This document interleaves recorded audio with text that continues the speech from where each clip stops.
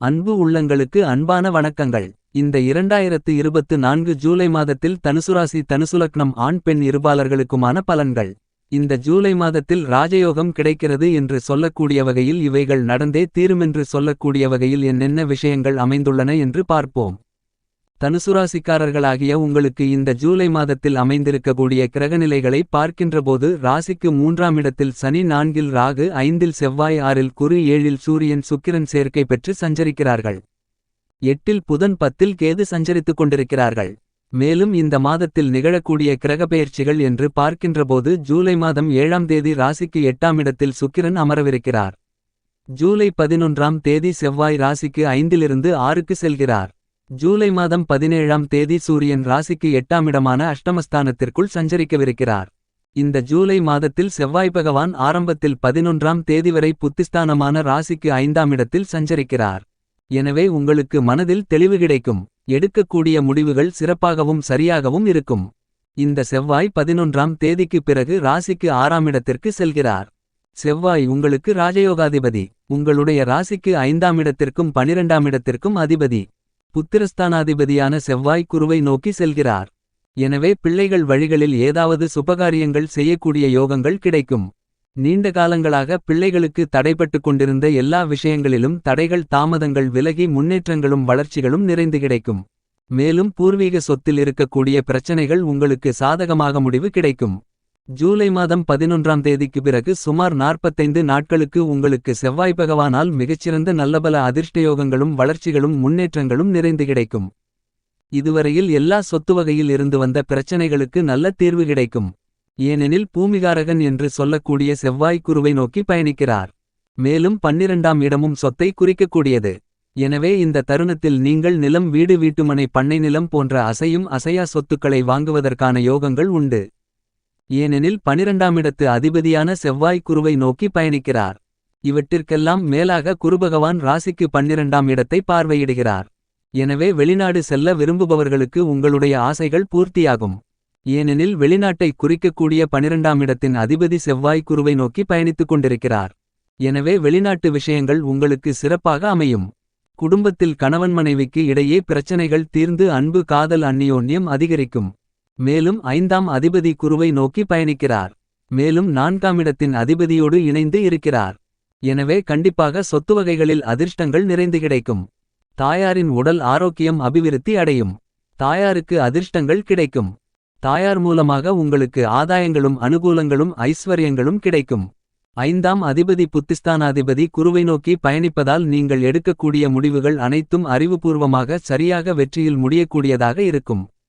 உங்களுடைய திட்டங்கள், செயல்பாடுகள், எண்ணங்கள் அனைத்தும் சிறப்பாக இருக்கும் என்பது மட்டுமில்லாமல் திடீர் அதிர்ஷ்டம் உங்களை தேடிவரும். தனுசுராசிக்காரர்களாகிய உங்களுடைய ராசிக்கு 5ஆம் இடத்தின் அதிபதியான செவ்வாய் உங்களுடைய ராசி அதிபதியான குருவோடு சேர்க்கை பெறுவது மிக மிக சிறப்பு.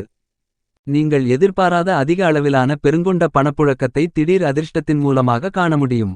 உங்களுடைய ராசிக்கு அதிபதியான குருவும் 12ஆம் இடத்தின் அதிபதியான செவ்வாயும் சேர்ந்து ராசிக்கு 6இல் இருப்பது மிகச்சிறப்பான வரவேற்கத்தக்க அதிர்ஷ்டயோக அமைப்பாக கருதப்படுகிறது. எனவே வெளியூர், வெளிமாநிலம், வெளிநாடு சென்று பிழைக்கக்கூடியவர்களுக்கு மிகச்சிறந்த அதிர்ஷ்டமான மாதமாக இந்த ஜூலை மாதம் கருதப்படுகிறது. ஏனெனில் உங்களுடைய ராசி அதிபதியான குருவும் 12ஆம் இடத்தின் அதிபதியான செவ்வாயும் 6ஆம் இடத்தில் மறைந்திருப்பது அதிர்ஷ்டம். இந்த ஜூலை மாதத்தில் தனுசுராசிக்காரர்களாகிய உங்களுக்கு சனிபகவான் ராசிக்கு 3ஆம் இடமான முயற்சி, தைரிய, வீரிய, வெற்றி சகாயஸ்தானத்திற்குள் வலுவாக சஞ்சரித்துக் கொண்டிருக்கிறார். என்பது மட்டுமில்லாமல் சனிபகவான் வக்ரகதியில் இருக்கிறார். சனிபகவான் ராசிக்கு 3ஆம் இடத்தில் இருப்பது மிகச்சிறந்த வரவேற்கத்தக்க அதிர்ஷ்டயோகமான அமைப்பாக கருதப்படுகிறது. பொதுவாக சனிபகவான் 3, 6, 11 போன்ற இடங்களில் பயணிக்கும்போது அபரிவிதமான நற்பலன்களை அள்ளிக் கொடுப்பார். அவ்வாறான இடங்களில் ஒன்றான 3ஆம் இடத்தில் தற்போது பயணித்துக் கொண்டிருப்பதால் உங்களுக்கு அதீதமான நல்லபல அதிர்ஷ்ட முன்னேற்றங்களும் வளர்ச்சிகளும் யோகங்களும் அனுகூலங்களும் ஐஸ்வர்யங்களும் சனிபகவானால் நிறைந்து கிடைக்கும் என்பதை துல்லியமாக சனி தெளிவுபடுத்துகிறார். இந்த காலகட்டத்தில் நீங்கள் எந்த காரியத்தில் ஈடுபட்டாலும் அந்த காரியங்களில் காரிய வெற்றிகள் நிறைந்து கிடைக்கும் என்பது மட்டுமல்லாமல் உங்களுடைய சிறுமுயற்சியிலேயே பெருமளவிலான வெற்றியோகங்கள் கிடைக்கும். நீங்கள் மேற்கொள்ளக்கூடிய கடினமான பணிகளில் கூட மிக எளிமையாக வெற்றிகளை சனிபகவான் 3இலிருப்பதால் பெற முடியும். ஆக இந்த ஜூலை மாதத்தில் செவ்வாய் 6ஆம் இடத்தில் பயணிப்பது கோச்சாரம் ரீதியாக வலுவான நிலையாக கருதப்படுகிறது. செவ்வாய்க்கு 6ஆம் இடம் அதிர்ஷ்டமான இடமாக கருதப்படுகிறது. எனவே ஜூலை மாதம் 11ஆம் தேதிக்கு பிறகு நீங்கள் செய்யக்கூடிய தொழில் மற்றும் வியாபாரத்தில் நல்லபல அதிர்ஷ்டங்களும் யோகங்களும் முன்னேற்றங்களும் வளர்ச்சிகளும் லாபங்களும் நிறைந்து கிடைக்கும் என்பது மட்டுமில்லாமல் சிறுதொழில் செய்து கொண்டிருப்பவர்களுக்கும் நல்லபல யோகங்கள் நிறைந்து கிடைக்கும். உங்களுடைய பணப்புழக்கங்கள் லாபத்தின் மூலமாக அதிகரித்து உங்களுடைய பொருளாதார நிலை செவ்வாயால் உச்சத்திற்கு செல்லும். இவற்றையெல்லாம் இந்த ஜூலை மாதத்தில் நீங்கள் பெரிய அளவில் பார்க்க முடியும். மேலும் இந்த மாத காலகட்டத்தில் சுக்கிரபகவான் உங்களுக்கு சாதகமாக அமரப்போகிறார். ஜூலை மாதம் 7ஆம் தேதிக்கு பிறகு சுக்கிரபகவானும் 8ஆம் இடத்தில் அமருகிறார். சுக்கிரனுக்கும் 8ஆம் இடம் மிகுந்த வலுவான இடமாக கருதப்படுகிறது. சுக்கிரன் கோச்சாரத்தில் 8ஆம் இடத்தில் சஞ்சரிக்கும்போது நல்ல பணப்புழக்கங்களை கொடுக்கும். எவ்வளவு பெரிய அளவிலான கடினமான பிரச்சனைகள் வந்தாலும் அதை எளிதாக நீங்கள் கையாளுவீர்கள். மேலும் விவாகத்திற்காக நல்ல வரன் அமையும். குடும்பத்தில் பணப்புழக்கம் அதிகரித்து குடும்பமேன்மை உயரும். ஆக இந்த ஜூலை மாதத்தில் சுக்கிரனும் புதனும் 8ஆம் இடத்தில் பயணித்துக் கொண்டிருப்பது மிகப்பெரிய அளவிலான பெருங்கொண்ட அதிர்ஷ்டம் ஆகும். மேலும் சுக்கிரபகவானும் புதன் பகவானும் 8ஆம் இடத்தில் இருக்கும்போது பல்வேறு வகைகளில் நீங்கள் சந்தித்துக் கொண்டிருக்கின்ற சிரமங்களுக்கும் சிக்கல்களுக்கும் கஷ்டங்களுக்கும் தீர்வு கிடைக்கும். இதுவரையில் உங்களுக்கு நீண்ட காலங்களாக இழுபறியாக இருந்து வந்த காரியங்கள் எல்லாம் இந்த ஜூலை மாதத்தில் முடிவுக்கு வருவதோடு மட்டுமில்லாமல் அவற்றில் வெற்றிகள் நிறைந்து கிடைத்து ஆதாயங்களும் பணப்புழக்கங்களும் உச்சத்திற்கு செல்லும். இந்த ஜூலை மாதத்தில் புத்திக்கு அதிபதியான புதன் பகவான் ராசிக்கு 8ஆம் இடமான அஷ்டமஸ்தானத்திற்குள் சஞ்சரித்துக் கொண்டிருக்கிறார். இந்த ஜூலை மாதம் மற்றும் ஆகஸ்ட் மாதம் புதன் அஷ்டமஸ்தானத்திற்குள் சஞ்சரிக்கிறார். புதன் பகவானை பொறுத்தமட்டில் கோச்சாரத்தில் 8ஆம் இடம் என்பது மிகச்சிறந்த வலுவான இடமாகும். எனவே புதன் பகவான் 8ஆம் இடத்தில் இருக்கும்போது உங்களுடைய உடல் ஆரோக்கியம் அபிவிருத்தி அடையும். வியாபாரம் தொழில் செய்து கொண்டிருப்பவர்களுக்கு நல்லபல அதிர்ஷ்டங்கள் கிடைத்து லாபங்கள் அதிகரித்து பணவரவுகள் பெருகி பொருளாதார முன்னேற்றங்களும் ஏற்படும். இந்த ஜூலை மாதம் மற்றும் ஆகஸ்ட் மாதம் இந்த 2 மாதத்திலும் புதன் 8ஆம் இடத்தில் இருக்கப் போவதால் வியாபாரம் மற்றும் சொந்த தொழில் செய்பவர்கள் அசுர வளர்ச்சிகளை பெற முடியும் என்பது மட்டுமில்லாமல் அரசு வேலை கிடைப்பதற்கான யோகங்களும் உள்ளது. பெரிய அளவிலான உயர்ந்த நிலையில் உள்ள நிறுவனங்களில் வேலைவாய்ப்புகள் கிடைக்கும்.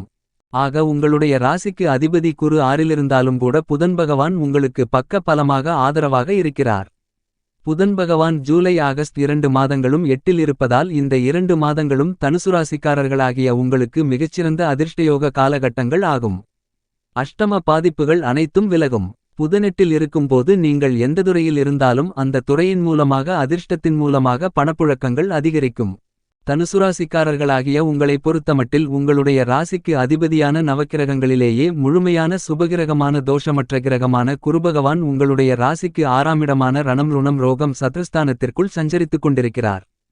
சுமார் இன்னும் 10 மாத காலகட்டங்களுக்கு உங்களுடைய ராசியின் அதிபதியான குரு 6ஆம் இடத்தில்தான் சஞ்சரித்துக் கொண்டிருப்பார். குருபகவான் 6இலிருப்பது சற்று சாதகமற்ற அமைப்பாக கருதப்படுகிறது. இந்த காலகட்டத்தில் பணம் சார்ந்த விஷயங்களில் மிகவும் கவனத்துடனும் விழிப்புணர்வுடனும் இருக்க வேண்டும். மேலும் அடுத்தவர்களுடைய விஷயத்தில் தலையிடுவதை தவிர்த்தல் நல்லது. ஜாமீன் கையெழுத்து போடுதல் கடன் வாங்குதல் கடன் கொடுத்தல் போன்றவற்றை தவிர்ப்பது மிக மிக சிறப்பு. இதுபோன்ற விஷயங்களில் நீங்கள் சற்று விழிப்புணர்வுடன் இருந்தால் குரு 6ஆம் இடத்தில் இருக்கும்போது கெடுபலன்கள் இருக்காது. மேலும் நீங்கள்தான் வழக்கை நோக்கி செல்கிறீர்கள், நீங்கள்தான் கடனை நோக்கி செல்கிறீர்கள் என்று சொல்லலாம். ஏனெனில் உங்களுடைய ராசியின் அதிபதிதான் அதாவது குருபகவான் தான் உங்களுடைய ராசிக்கு 6ஆம் இடமான கடன் நோய் எதிரி வழக்கு பகை என்று சொல்லக்கூடிய ஸ்தானத்தில் பயணித்துக் கொண்டிருக்கிறார். இந்த ஜூலை மாதத்தில் செவ்வாய் மற்றும் குரு 6ஆம் இடத்தில் சேர்க்கை பெறுவது மேன்மை வளர்ச்சி அதிர்ஷ்டம் தரும். இன்னும் சொல்லப்போனால் விபரீத ராஜயோகம் கிடைக்கும். இந்த மாதத்தில் நீங்கள் எதிர்பார்த்த விஷயங்கள் அனைத்தும் நன்மையில் முடியும். மேலும் நல்லபல அதிர்ஷ்ட திடீர் திருப்பங்கள் ஏற்படும். கிரகங்களின் பிறப்பிடமான ராஜகிரகமான சூரியன் மாததுவக்கத்தில் உங்களுடைய ராசிக்கு 7ஆம் இடத்தில் பயணித்துக் கொண்டிருக்கிறார். தனுசுராசிக்காரர்களாகிய உங்களுக்கு சூரியன் ராஜயோகாதிபதி என்பது மட்டுமில்லாமல் பாக்கியாதிபதியும் கூட. இந்த சூரியன் உங்களுடைய ஜென்மராசியை பார்த்து கொண்டிருக்கிறார். பாக்கியாதிபதி ஜென்மத்தை பார்ப்பதால் உங்களுடைய பயணம் சார்ந்த விஷயங்களில் நல்லபல அதிர்ஷ்ட முன்னேற்றங்கள் நன்மைகள் கிடைக்கும். ஜூலை மாதம் 17ஆம் தேதிக்கு பிறகு ராசிக்கு 9ஆம் அதிபதியான சூரியன் 8ஆம் இடமான அஷ்டமஸ்தானத்திற்குள் செல்கிறார். சூரியன் 8ஆம் இடத்தில் மறையும்போது தந்தையாரின் உடல் ஆரோக்கியத்தில் சற்று கவனத்துடனும் விழிப்புணர்வுடனும் இருக்க வேண்டும். உங்களுடைய தந்தையாருக்கு சிறு சிறு கஷ்டங்கள் ஏற்படும். மற்றபடி சூரியன் 8ஆம் இடத்தில் மறைந்து சஞ்சரிக்கும்போது மத்திய மாநில அரசின் மூலமாக கிடைக்க வேண்டிய சலுகைகள் அனைத்தும் நிறைந்து கிடைக்கும். அரசாங்க வேலை கிடைக்கும். இதுவரையில் இழுபறியாக இருந்து வந்த அரசு விஷயங்கள் அனைத்தும் உங்களுக்கு சாதகமான முடிவுக்கு வரும். மேலும் 8ஆம் இடத்தில் சுக்கிரனும் இருப்பதால் அரசாங்க அனுகூலங்கள் உங்களுக்கு நிறைந்து கிடைக்கும். ஒட்டுமொத்தத்தில் பார்க்கின்றபோது தனுசுராசிக்காரர்களாகிய உங்களுக்கு இந்த ஜூலை மாதத்தில் மாதகிரகங்களின் கோல்சார சஞ்சார நிலை மிகச்சிறப்பாக அமைந்துள்ளது. இந்த ஜூலை மாதத்தில் தனுசுராசிக்காரர்களாகிய உங்களுக்கு சந்திரன் 8இல் மறைந்து சந்திராஷ்டம தினங்களாக கருதப்படுவது ஜூலை 6, 7, 8 இந்த தேதிகளில் விழிப்புணர்வுடனும் கவனத்துடனும் இருக்க வேண்டும்.